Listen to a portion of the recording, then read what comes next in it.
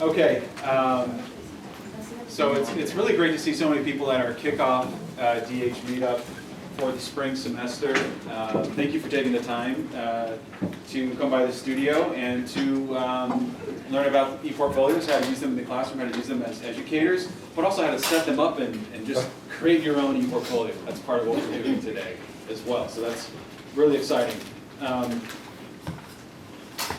Let's see. So going forward, we're going to have food right up front. So you just grab food, come in, sit down. That's kind of the new rhythm of things. Also, just we know it's a longer event. We're going to break it up into chunks. So if you got to run, we understand.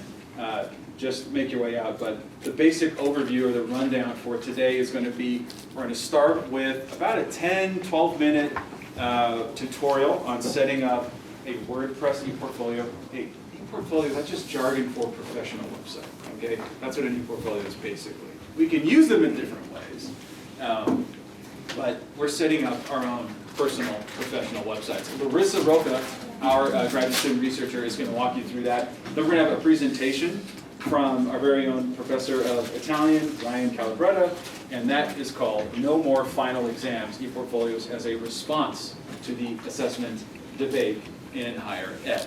That's our first presentation. We're going to do a round of Q&A after that. And then we'll have our second presentation from Raquel Castro. That is called ePortfolios, a tool to articulate students' learning process. And we'll have another round of Q&A. 2 rounds of Q&A in case you got to leave early. You can interact in that first round of Q&A before you take off. Okay, before I invite Larissa up here, I want to just review the DH meetup schedule for the entire semester. So obviously that's what we're doing today, February 29. In just a couple of weeks, we have on March 14th, the first DH meetup doubleheader. 2 events, 1 day. First, from 11 to 12, we have an unlimited live demo. That's an AI-driven storytelling engine. And it's being designed by 2 local game designers, Joe Payne and Stephanie Essen. And their idea was to create this engine that would be used for an augmented reality video game that you play on your mobile phone, and then based on the decisions that you make and your preferences, all your choices that you kind of the choices and then like characters that you engage with, that the story kind of changes based on your input. But as we got to talking with them, we also realized like this could be really great in the classroom, right? Building story worlds with their students and then doing it in different languages. And Joe and Stephanie are really open to working with us and talking about the educational potential of AI-driven tools, AI-driven storytelling platforms. How can we use these in the classroom? So we're exploring that space with them on the 14th, and then right after that we have podcasting and the VR Classroom 2 of the teaching services that we offer here at the studio. Larissa's going to once again step up and walk us through the podcasting booth, and then Mandy's going to tell us how he's used podcasting in his classes, and then our very own PhD researcher and tech guru, Michael Hall, is then going to walk us through the VR Classroom.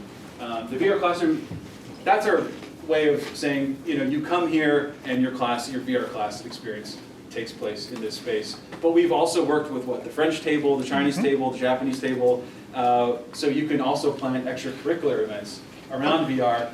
And we have the headsets, we have the know-how. Thank goodness we have Michael Hall to kind of guide us through the whole process, but we'll orient your students in that space. So as a teacher, you might be thinking like, what the hell are we going to do with all these headsets? Like I have lesson plans and things that I have to worry about. Don't worry about the headsets. We'll take care of the headset part, getting them oriented, and we'll work together on the pedagogy part. So to really just facilitate that process. On the 28th, we're really excited to have a presentation on easy travel and Wakelet, and that's being led by our FLTA, Elena Jestopolova, and Daniela De Eugenio. So it's actually easy travel, something they launched last semester, right? And they've been talking about working through it and kind of basically exploring that space so we can all learn from those classroom experiences and that pedagogical research that we've been doing. Then we're going to close out the semester with our Student Success end of the year ceremony on Wednesday, May 1st from 5 to 6:15. We'll have food, we'll have a good time. That should be fun. Real quick, there's our team. I already introduced Larissa Rocha. but I want to say there too that she's she's getting a PhD in public policy. She's actually working with the DART program. So we're glad to have someone who's working on AI and public policy here at the studio, because I think that's a nice overlap in kind of research interests. China Nellen is another one of our graduate student researchers. She's doing meetings with students right now, so she can't be here. But she also does VR research. And then Cheyenne Roy, of course, you all know, she's running the studio, basically, making sure things function and are running smoothly. And then Elena, our FLTA. I just wanted to give you a peek into kind of daily life here at the studio. This was yesterday. We had a really exciting visit from Claudia Devich's second semester Italian language course. It's actually a course called Italian for Gaming.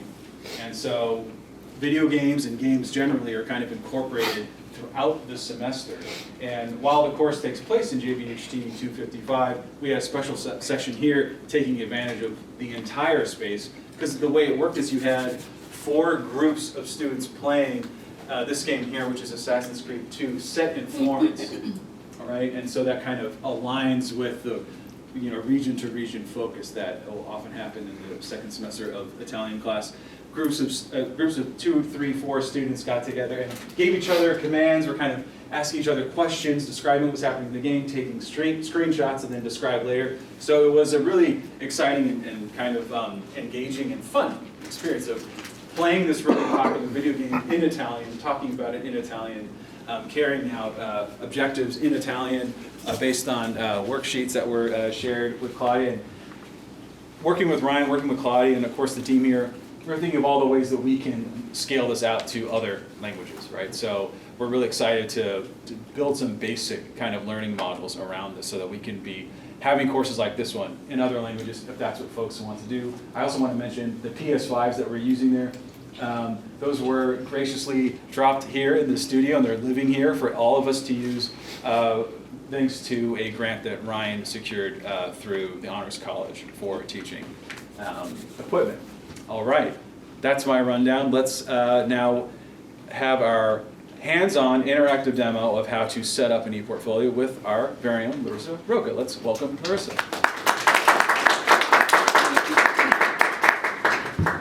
Thank you guys for such a warm welcome. Let me open a new tab. Or not. Sorry, Ryan. No, go ahead. So if you guys have your laptops, take them out, and if you want to follow along, we're going to go to portfolio.uark.edu. And if I'm going too fast, feel free to stop me and raise your hand and ask questions throughout. This is the presentation and the workshop that we did with the Italian classes, the elementary 1 and 2. And I learned it all from Ryan pretty much, and from your guide that you wrote for us, and watched a few tutorials that are at the university website as well. So once you're at portfolio.uark.edu, on the top left, you're going to log in with your UARK credentials.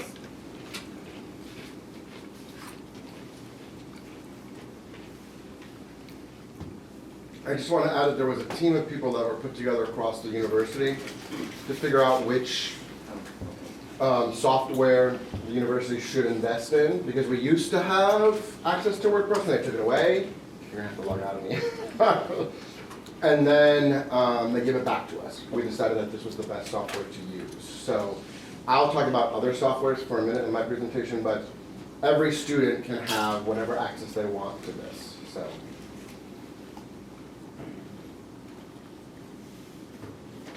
Okay, there you go. Here I am.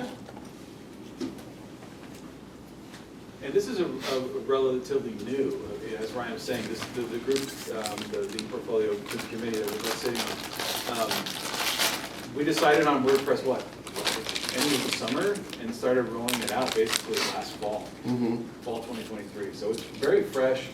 It was a soft rollout, I would say, in the fall. I mean, because Ryan is on the committee, you obviously introduced it in all your courses, but it's starting to spread. So I think it's safe now for, they have the kind of infrastructure. And also we have the team here too. So the university IT They are certainly capable of helping us with ePortfolios, but you can also come here to the studio and get some troubleshooting too.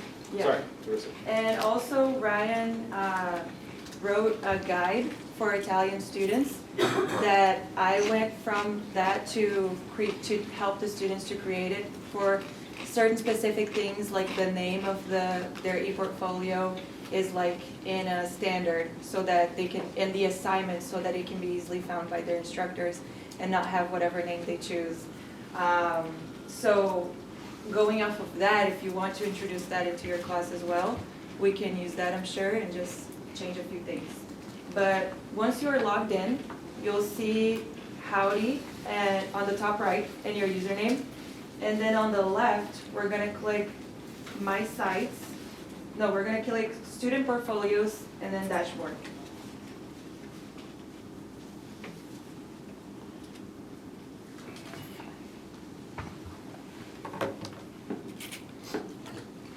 On Dashboard, we're gonna click to the left on My Sites. And then, is everybody here? Yeah, folks have a question, Yeah, just let me know. they're stumbling, and just let us know. On My Sites, we're gonna go and click Add New right next to it. And then here you're gonna pick the name of it and the name of your website and the URL. Here there's a way that we do it with Italian, so mine would be, and I'm gonna put Italian, but feel free to change your language. It will look like that. And then for the URL, you're gonna use your first name initial, and that's the rules for Italian. First name initial, last name, dash Italian.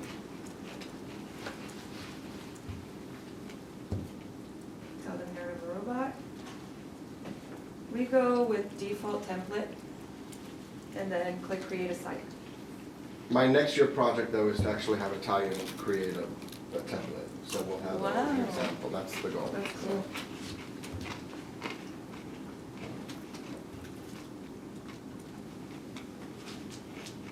Now just wait a little bit. So going back on when you did the sign up name, Mhm. so after you have initials, Italian, Initials dash Italian on the URL, Mhm. and then you go next. I'm and not then a you're- bot, next. oh, you add that at QR.edu or No, no? you don't need to add that. Yeah, you have liberty to fill that in, kind of. Right, or, Yeah, if you want to, you can. Just the students can't, otherwise they can't be found. That's an important, like, pedagogical step, is having a uniform system for Yeah. having your students, list their projects, right? Otherwise, it can get messy, they don't include their names at the But also time. researching, if we wanted to go back and look at what they were doing, and I'll talk how we use it in the department and then the program, so. Okay. Going back to the dashboard, because I already have them. Now back to when you create your site, you'll be taken immediately to the dashboard once it's ready. And I have here my Italian ePortfolio. We are going to go to posts and all posts on the left.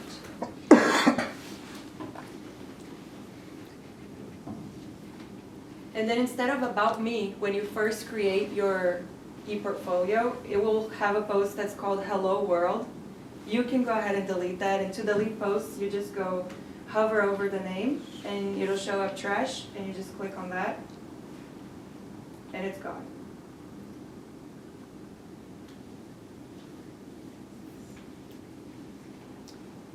And then here, going back on the left to pages, and hover over add new page. And then for Italian, each new page corresponds to a semester. And then the page also has a standardized name, and it's the class code and number, and then the class name. So Ital 1003 Elementary Ital 1, and that would be the name over here. So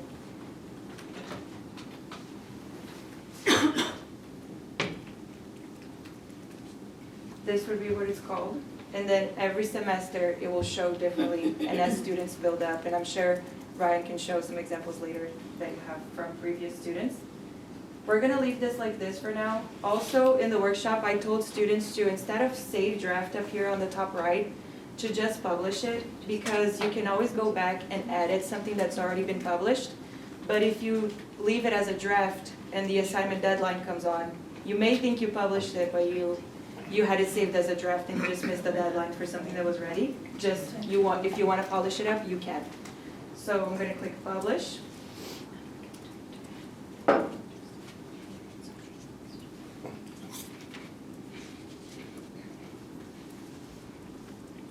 Now we're gonna go back on the top left on the WordPress logo, and that will take us back to the dashboard. And then we are going to hover over posts now on the left. And actually, before we do that, we're gonna go to posts, and then instead of all posts, categories when you hover over it. Let's click on categories. That is also a way that we use to make it easier for instructors to find the assignments. We're gonna add a new category, and it depends on what the instructor will say, but we're gonna add the homework category. And the slug is the URL friendly version, so we usually leave it all lowercase and all smushed together. So actually, no, let's do the about me. That's what we did with Italian.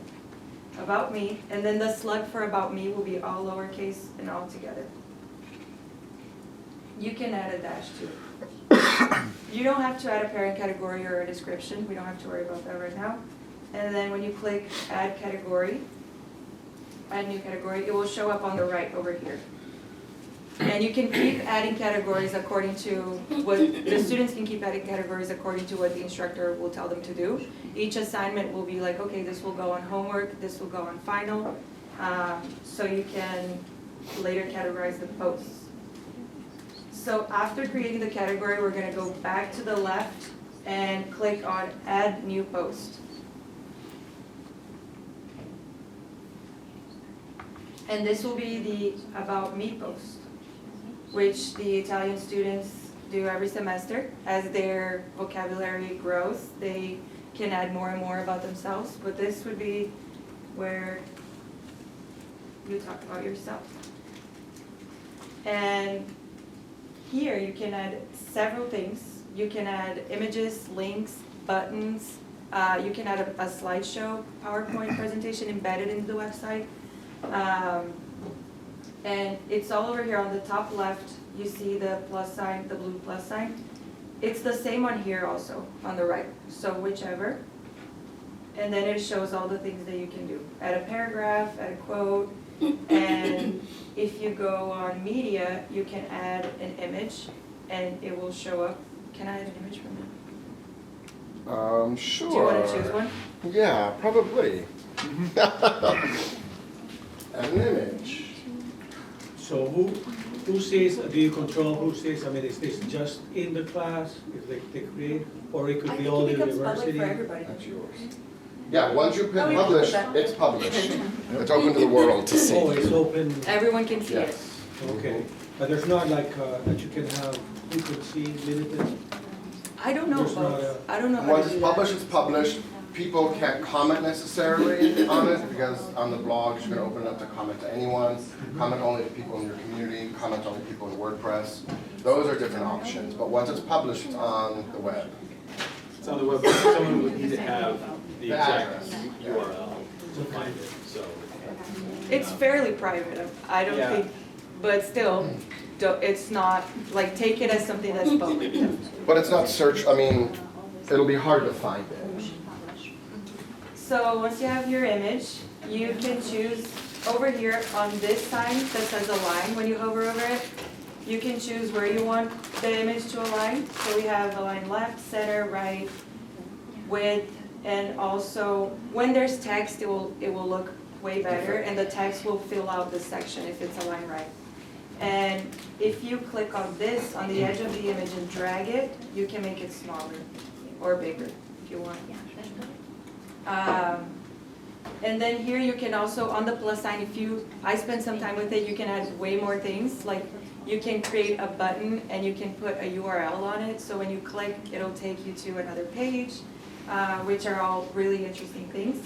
But for the sake of this and for the sake of the classes, we kept it simple. I told students, like, you will be graded on the content. And if you want to make it pretty, sure, but it won't affect your grade if you leave it simple. Now here on the right, if you can't see this, which we had this issue with someone in class, it's probably because this is clicked off. So on the settings, click on that, and then this menu will show up. If you scroll down, you will see the categories over here. And this is all the categories that I have added. As you add more categories, they will all show up over here. And I'm gonna select About Me. And you can have more than one category at once. It will depend on what each instructor will say, but it can be homework and About Me at the same time. And then I'm going to click Publish. And now everyone can see it. And here you can click View Post. And this is what it looks like. It would be filled with text over here. And in this case, I left this open. So folks can leave a Yeah, comment. you can leave a comment on my dog. Because it's a post. Right. On a page, you don't have that option, unless you add a blog entry into that page. That is it. Great. Are there any Any questions? questions? Yeah, before we get to Ryan, because we want to make sure everyone's kind of caught up there. That's basically how you start in ePortfolio. So, yeah, I think we should then move to the presentation. Larissa, thank you very much. Thank you. Thank you. Thank you, Ryan. No, thank you. And we'll jump now to Ryan Calabretta talking to us about ePortfolios as part of the quote-unquote assessment. So, spoiler alert, this was a presentation that came out of a group project in Italian at ACTFL, and I did not change it up much.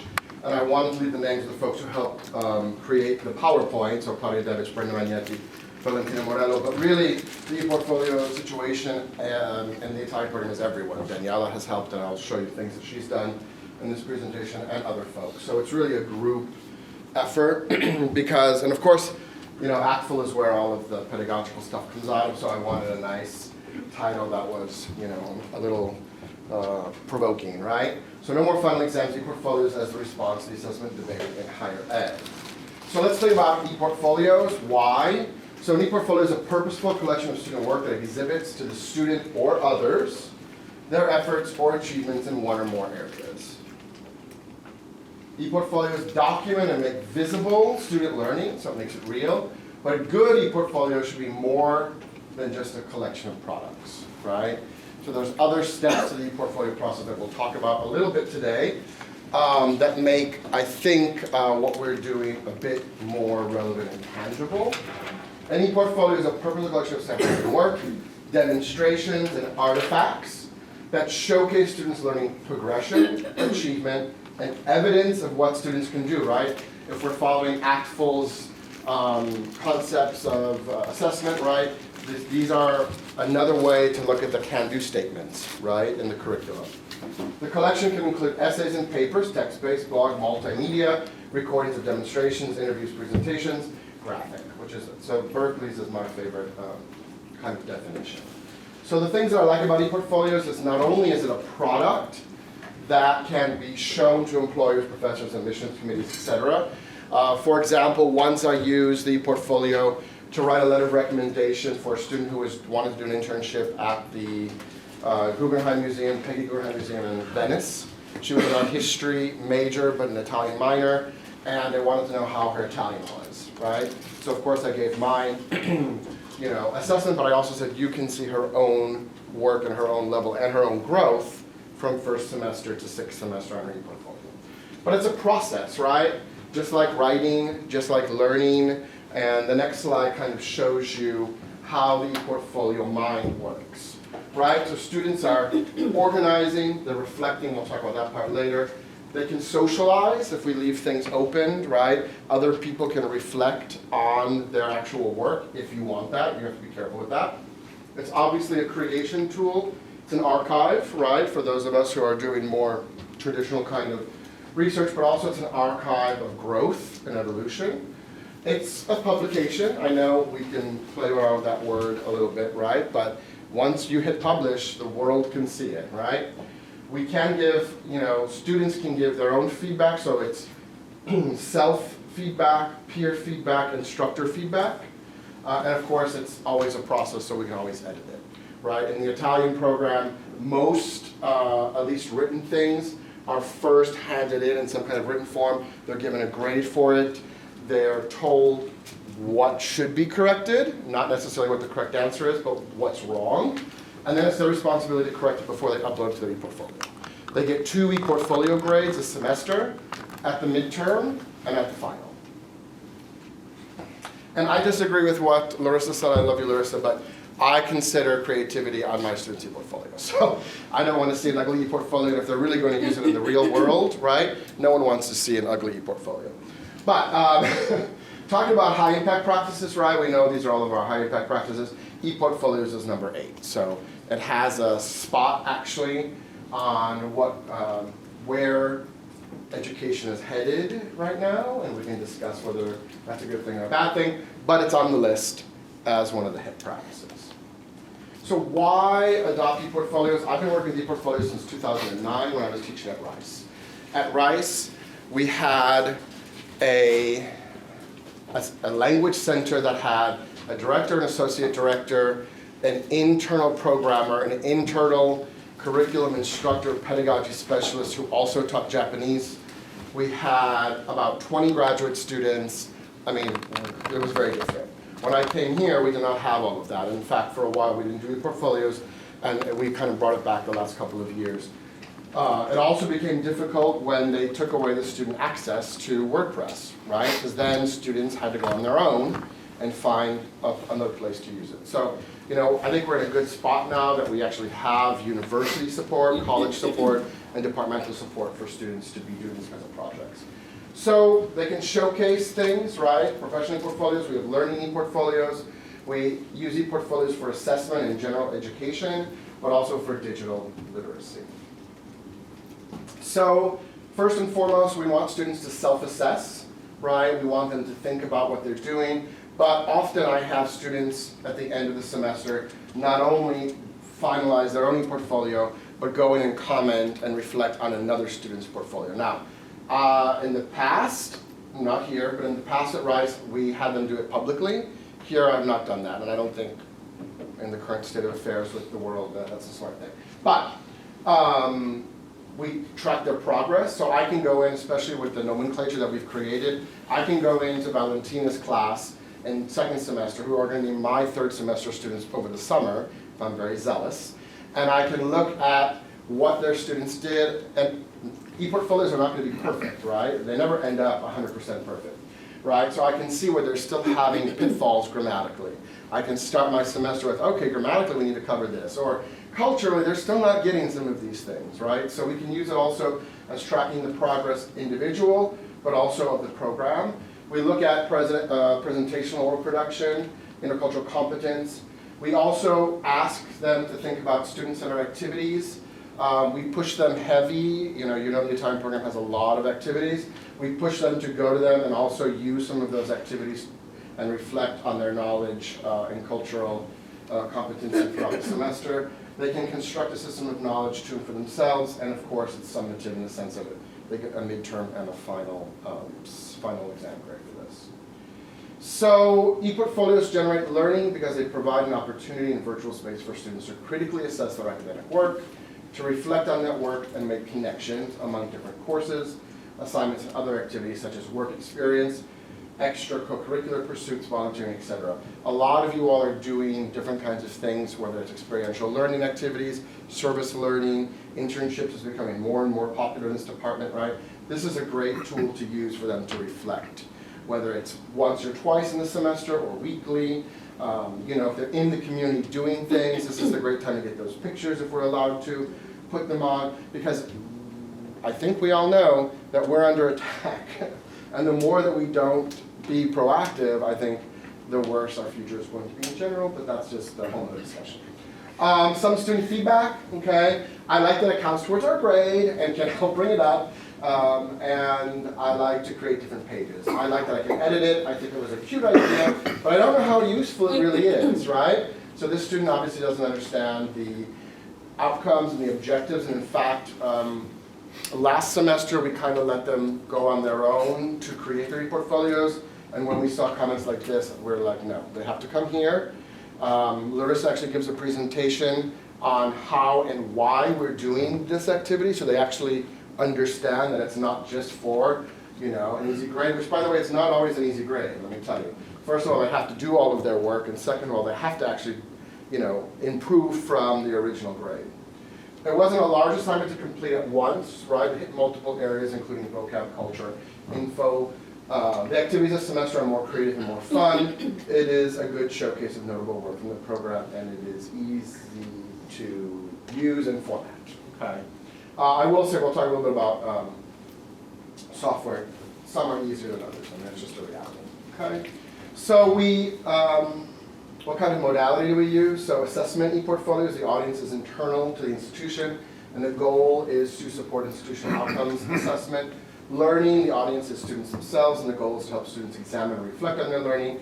And we hope that, especially in our sequences like Made in Italy and A Time for International Business, and a lot of you are doing these kinds of things in your own classes, right? We have different exams. We have the French business exam, right?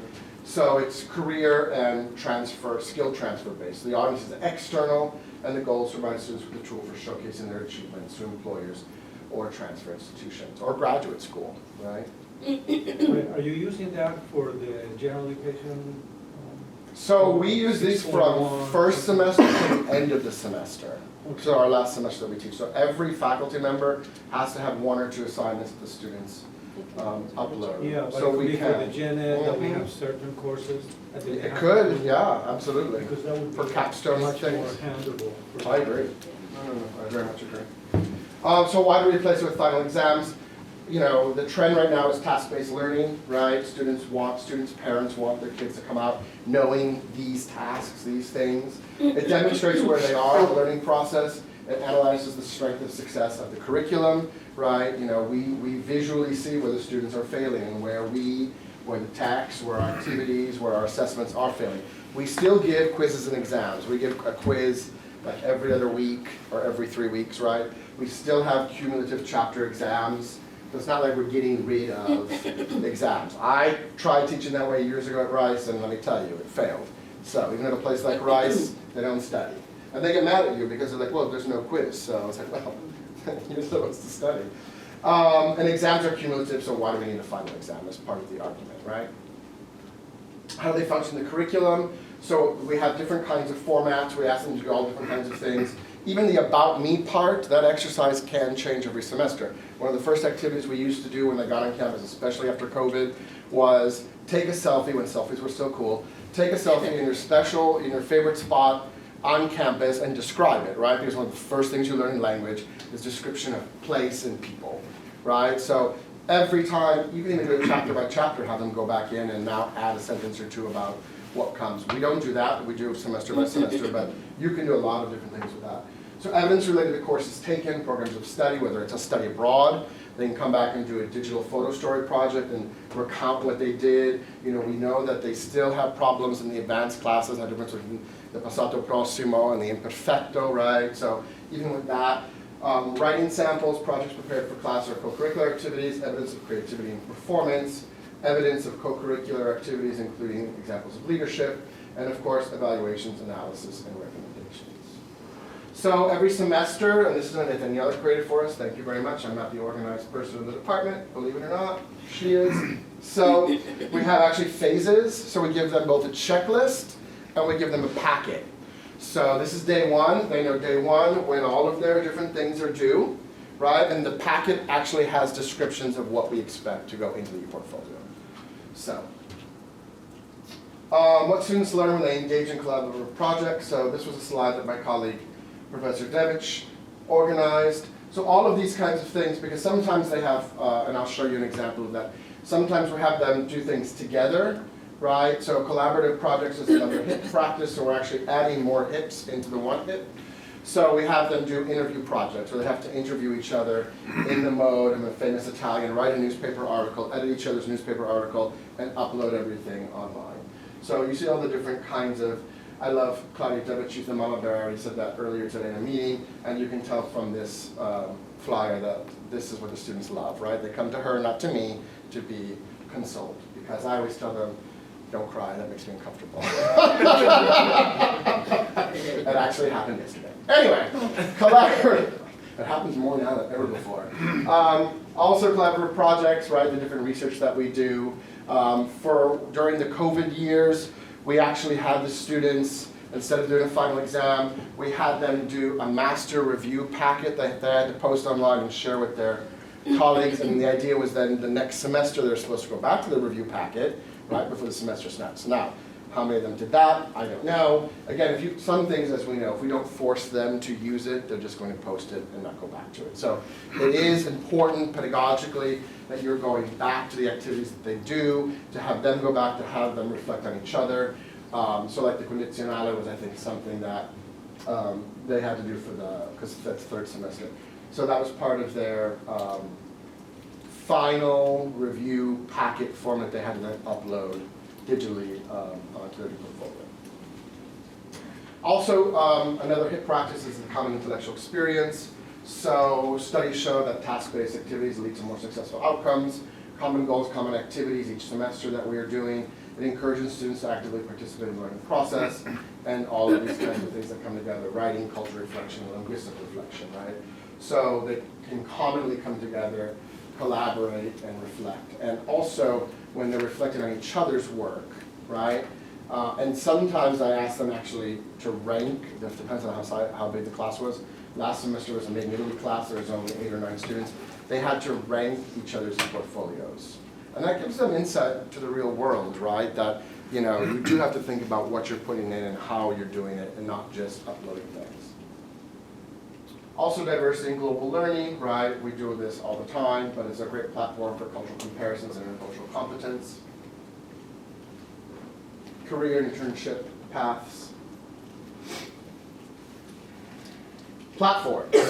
I like WordPress, but I'm rather tech savvy. So when they took WordPress away from us, I was very sad. When I told some of my colleagues that we were going back to WordPress, I got some dirty looks. So, because it's not as intuitive, it's not super difficult, but it's not as intuitive as other programs. So for one semester we tried Canva, which is super intuitive and super easy, but it's not an ePortfolio. It's not something you post online and everyone can randomly see. They download it, they upload it for us, and we can see it. It's great. It has really, you know, there's pros and cons to everything. We can talk about that. Google Sites is easier than WordPress, but uglier. So that's great too, you know, in certain regards. Students love Wix. I don't know Wix, salute. But students like Wix, and it's, I think, free and easy, and actually it's not, visually it's rather, it's pew. It's more physically pleasing than Google Sites, for example. SharePoint to me is not an ePortfolio, but it's a way to accumulate data, right? So you have these different platforms. I think WordPress overall was a good choice for the university. We spent over a year on this committee interviewing external companies with lots of money. And I'm happy with WordPress. I think for the humanities, WordPress is the best. I can tell you that engineering has purchased their own software, and they're doing their own thing, but it's big in engineering also. So, challenges. We have challenges. Training the students. You know, the one semester that we asked them to do on their own, it was a disaster. It was a total disaster, and that's why we're here. Okay. Making meaningful. You know, we also learned that if they don't understand that they're part of the process, that it becomes what some of the earlier citations were, just a place to upload material. Okay? Finding a software match is important. I'm happy with WordPress, but you know, there's nothing to say you, unless Curtis wants you to, there's nothing to say you have to have them do WordPress, no. But there's so much information out there. So the university really invested a lot of time and money and put a full-time person in charge. There's actually a complete OER book on ePortfolios right now, on from creating to research on ePortfolios, surveys from students and stuff that Lynn published recently. And feedback. So you have the self-reflection, you have the peer reflection, you have the instructor reflection. And I'm going to tell you something else. At Rice, I also used it as a way to go get funding. I had $30,000 of scholarship funds every year at Rice, and I could send the donors to the websites and say, hey, check out what we're doing in Italian. And that would get them in the door. Okay. Brenda, who teaches more in Spanish, also teaches our Italian for Advanced Language courses. She has done ePortfolios a little differently, and she talked about that at ACTFL. It's much more based on storytelling, and she has the students start their story from day one and finish at the end. Those courses are very intensive and they're very different, so she has very different, more advanced and quicker outcomes than we can do in the normal semester. But I know she has some materials available if you're interested for the students. Examples, this is the best part, I think. And then, oh, I'm at 16 minutes, so I'm good. I'm perfect. So this is a student who was in my Italian International Business class. They had to tweet and do some advertising on an Italian product for the US, and they also had to make a commercial. And this is his, I love this commercial. So this is his commercial. Porca miseria, non ho tempo per questo.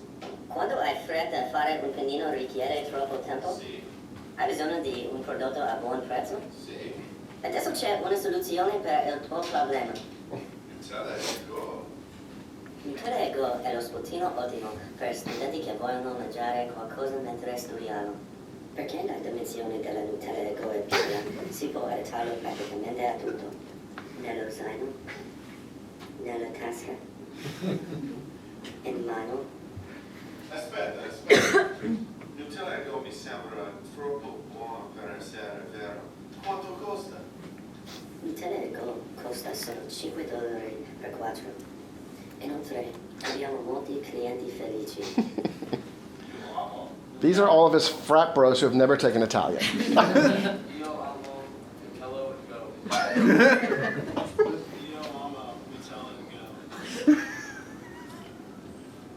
Io amo Nutella and go. Andate a prendere la vostra Nutella-Ego oggi. Okay, so that's, his, which I think is hilarious. What else do we have? So here is his interview project for the Italians in conversation. When I teach Italian conversation, they have to assume a famous Italian, and then they have to do research on their Italian, and then the person interviewing them also has to do research on the person to create questions, and then they have to write a newspaper article. So that's that.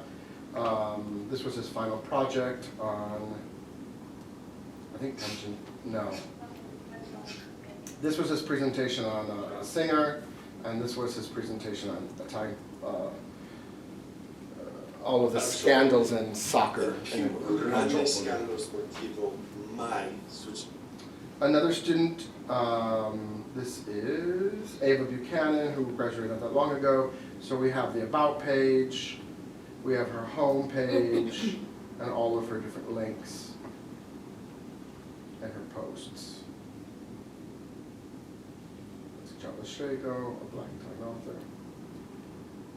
And he's another student who actually had it much more organized, and that's why we're doing things like this now. So you have your home page, you have your introduction.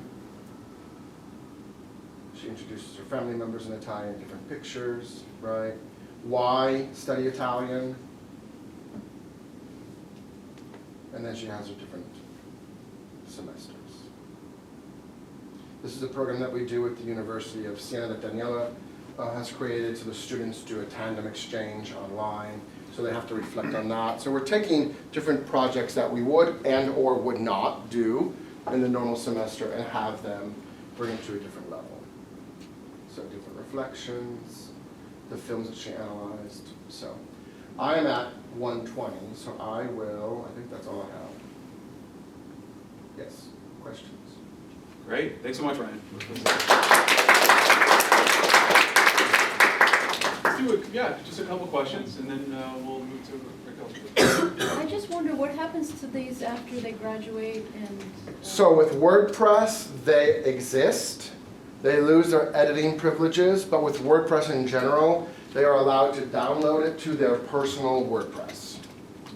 Now, there is a question of space, right? So it will stay on the university server for X number of years, but they can't edit it, but they aren't going to cancel it. When they download to their personal one, I don't know how much space they have on the free WordPress. There are options to pay.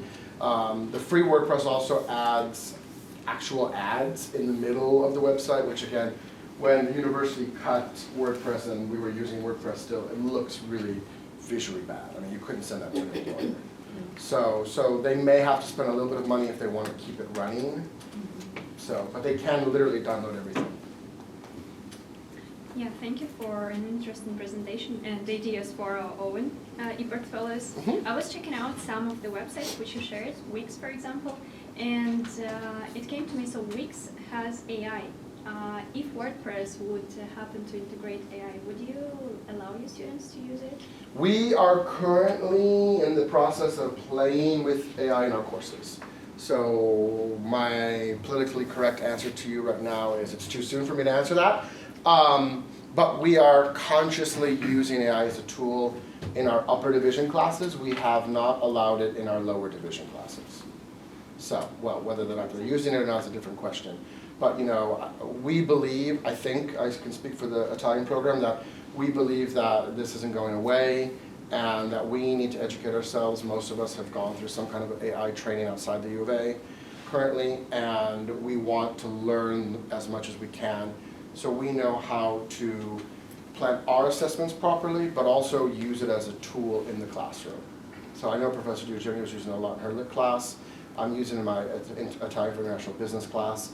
But I'm making them do it first on their own, and then I want them to go into AI and see the difference. So. Awesome. Great. Well, I think we should probably pause here. We'll have more Q&A at the end, but we'll switch over now to Raquel. Thanks again, Ryan. That was really good. Can we use No. your clicker, Ryan? Yes, absolutely. Do you need me to do that clicker? Button.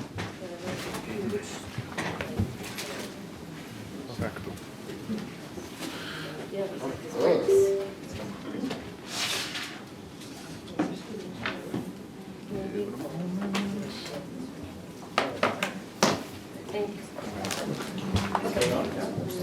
Yeah.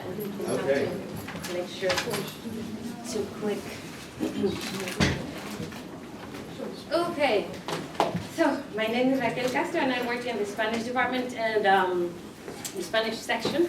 And my presentation is on ePortfolios, a tool to articulate students' learning process. And so this is the content, introduction, background, and then ePortfolios, assessment, and some samples and some takeaways. Why did I start using ePortfolios? When I started teaching in 2009, when I started teaching service learning classes, I had to kind of bring it from zero.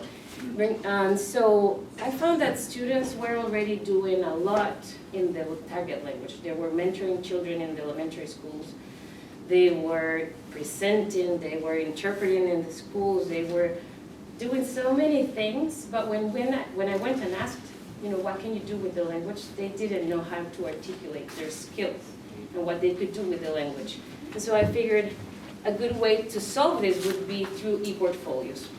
And so I teach, let me show you, Spanish for health professions, Spanish for business sometimes, translation and interpretation and Latino youth by literacy project. This one specifically, well, all of them actually have the opportunity to work in an elementary school, mentoring Latino children and hoping to keep the Spanish language going, because once they're in school, they start losing the language because Arkansas is an English-only state, right?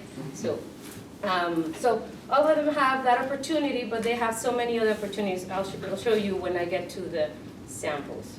So why use ePortfolios? For me, these projects, because the classes I teach are Spanish for the professions, they're a career readiness task that helps students to show their skills, their work, the community service, their strengths, while making it relevant in the real world. And it is a web compilation, as some of the things are going to overlap with what Ryan said, but it illustrates their learning progress, their skills, and very importantly, their reflections, because they do work in the community, but once they start reflecting on that work and experience, it becomes learning for them. So it promotes self-regulatory learning. I think Ryan had the image there. It's from plan and setting goals, and then going to acting and monitoring, and then going back to reflecting and then adapting. So it's a cycle. It showcases their ability and they and how they can use what they're studying in a creative way. I like what you said. I also checked for creativity at the end, because I think it's a fun way to make them use their language and show it. And it's been a very good experience. Some of my students have said at the end of the semester, like, I sent this the link, because it's very easy to keep too. I just have a list of links. I'll show you later, for my students, and one of them said, I sent it to my grandma so that she could see what I'm doing in Spanish class, and things like that, and or my mom, and so they can showcase their abilities and show everybody if they want even future employer. It enables students to set their own goals and track their progress and see their opportunities for growth. Also, they can document their self-reflections about their cultural and community, and in my classes, the service experiences, so that it turns them into learning, as I said before. I like it because it's a way to make learning more visible. Learning is very abstract, and sometimes it's hard to have like a tangible product of what they're doing. This makes it visible and advance student success, and also provides opportunity to synthesize what they're learning across disciplines, in my case, in Spanish for the professionals. And as Ryan said, it's a high impact practice that fosters like student engagement and outcomes, etc. How to implement them? For me, I don't have a series of courses, so it's like one. Sometimes they take 2 service learning classes, but we're aiming for them to take 1 service learning or 2 courses. So what I do is I determine the goals and or the purpose for the portfolio at the beginning of the semester, create a prompt specifying what artifacts I'm going to be checking. So I have the mandatory things that they have to post, and then extra things if they want to put some extra things. So presentations, experimental evidence, the resume if they want to, photos, I'm going to talk about photos, translations that they have done for the community, or any other artifact that showcases their proficiency and competencies. Also for this, because we work in an elementary school, we have flyers, well, like a form that we give the parents to sign if they allow us to use the pictures of the students, or if they allow us to take pictures of their students. So in that case, I tell my students, only post pictures that you are sure that we have permission from the parents. Or in the case that they're working in a community, with a community partner, like in health settings, to ask before they post anything, because it's important. And also provide examples. I introduced it early in the semester. I put it on my syllabus, so there is no wondering what's going to happen. It's already there.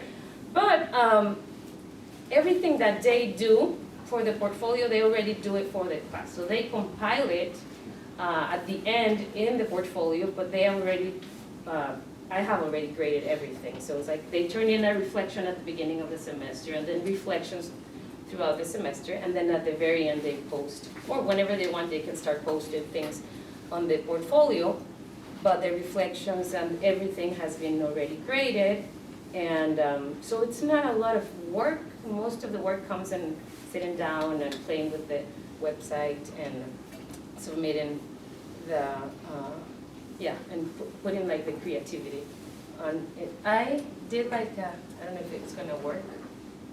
Maybe not. Well, this is like a site, so a Google site. Like Ryan said, I don't really like it aesthetically, but I did one to show my students. So this is like an ePortfolio for myself, but it's like a website that just shows the requirements. So it says, this is an ePortfolio, and it has a list of the artifacts that they need to do, and some videos to like sample how to do it, but it's insights. But these ones actually are portfolios from my students. I have permission to show you. Let me see, this one. Hopefully it is, no. I wonder, I think it's the. maybe it's outside the, Do you think maybe it's because you're using this clicker and it's. open link in the chat, Oh, yeah. there you There we go. Now it's gonna.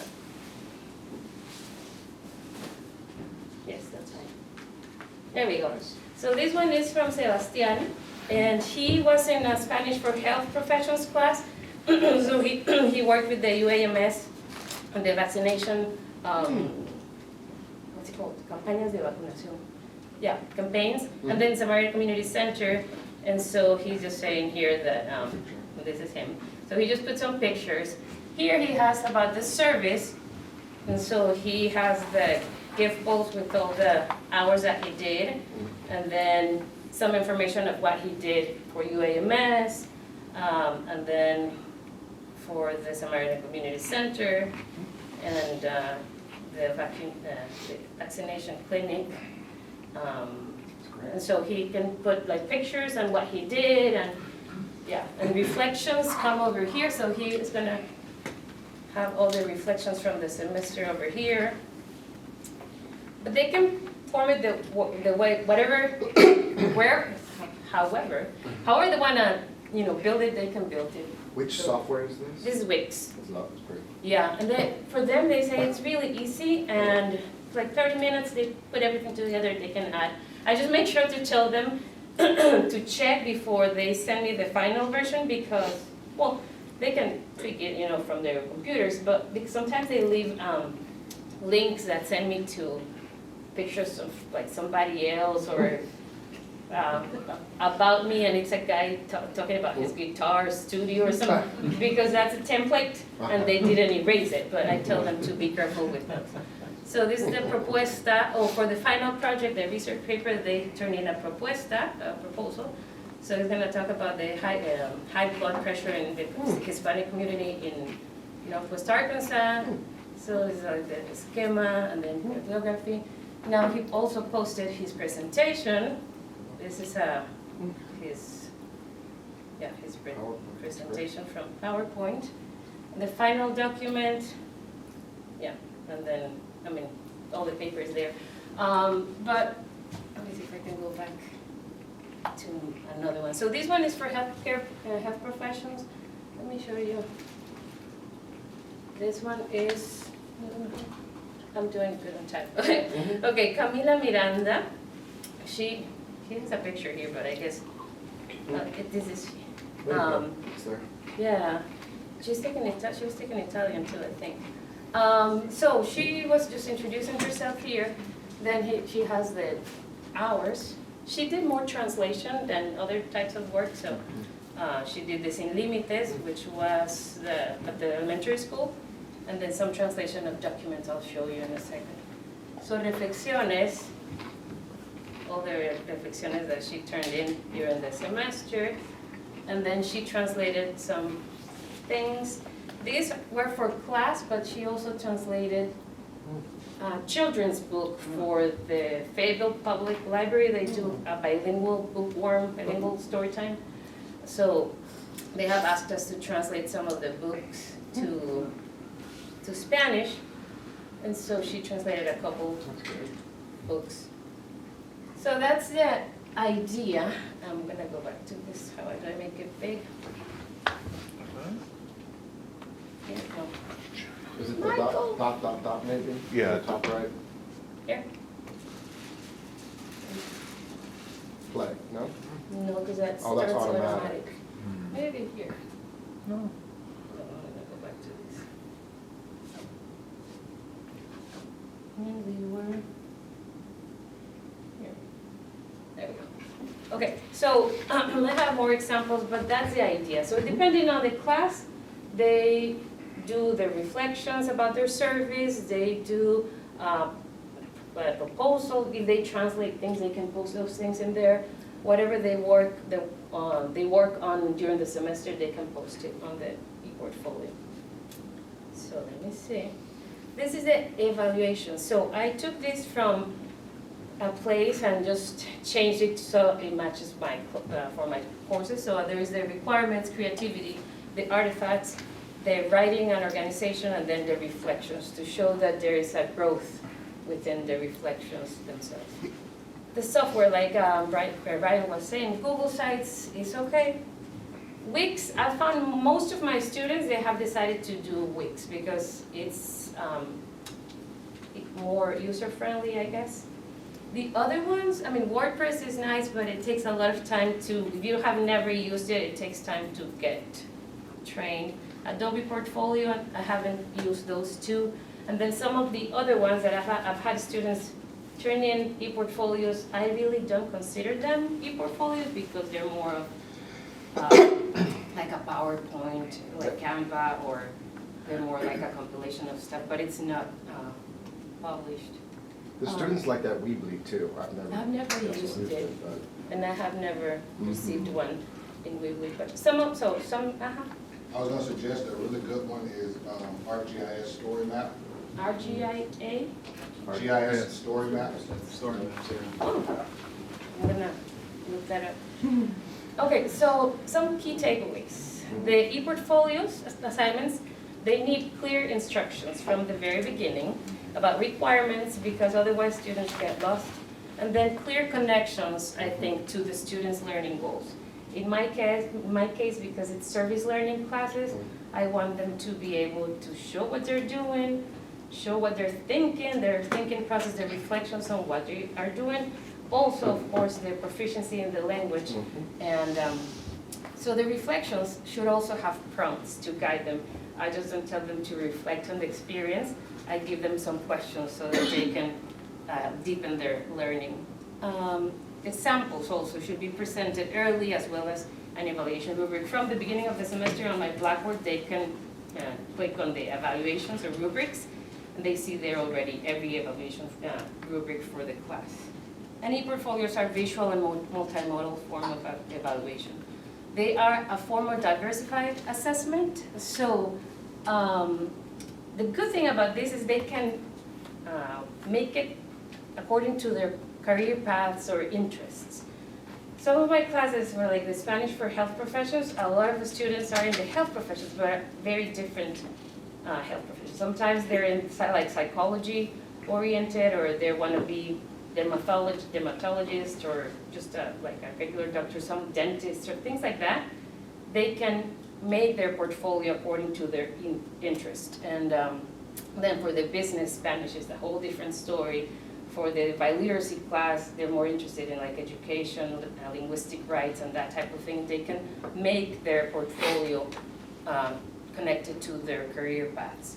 And they're easy to store. Like I said, usually at the end of the semester, what I do, because they send me a link, I put it on Blackboard on an assignment, and they just put the link.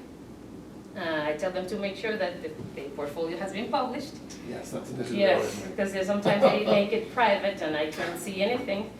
But once they publish it and they put the link there, and if it's really great, at the end of the semester, I just ask them, can I use your portfolio for future presentations? And just, I have a Word document with a list of like fall 2023, 3 portfolios, and so it's very easy to store. Like, what did I do? Okay.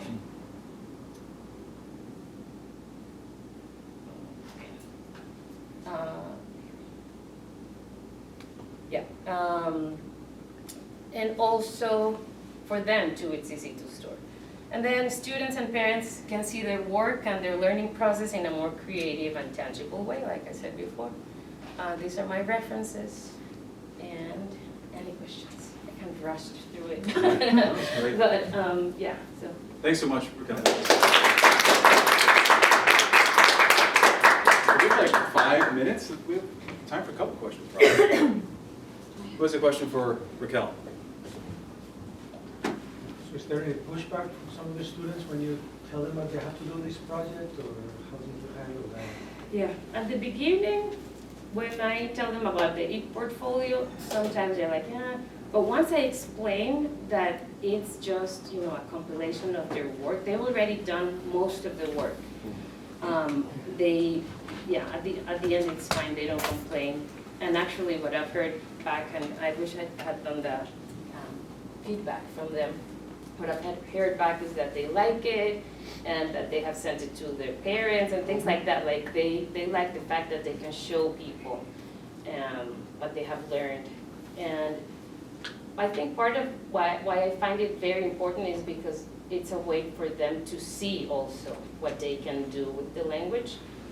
Like I said at the beginning, some of them, you ask them, so what can you do with your Spanish?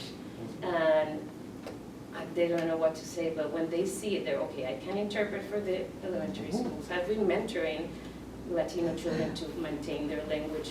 I have been translated documents for the public library. I have helped with the vaccination clinics to interpret. We actually translated the COVID vaccination intake form.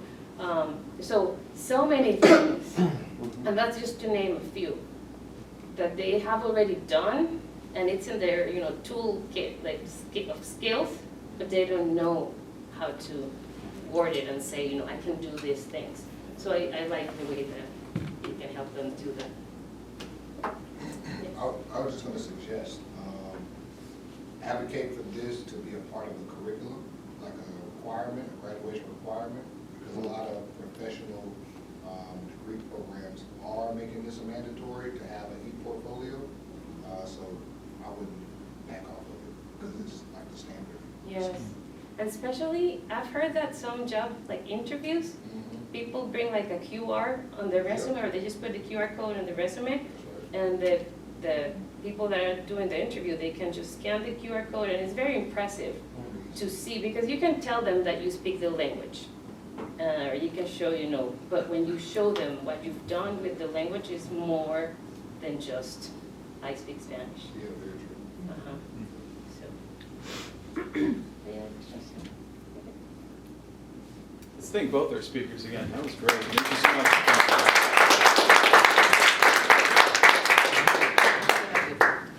Grab some more food on the way out. We have some leftovers. Did you want to do a photo? Or? Just with the speakers. Okay, gotcha. All right, great. Well, thanks for coming. Again, 2 weeks from now, March 14th, we're talking about podcasting and VR Classroom, and we'll have the live demo of the AI story world.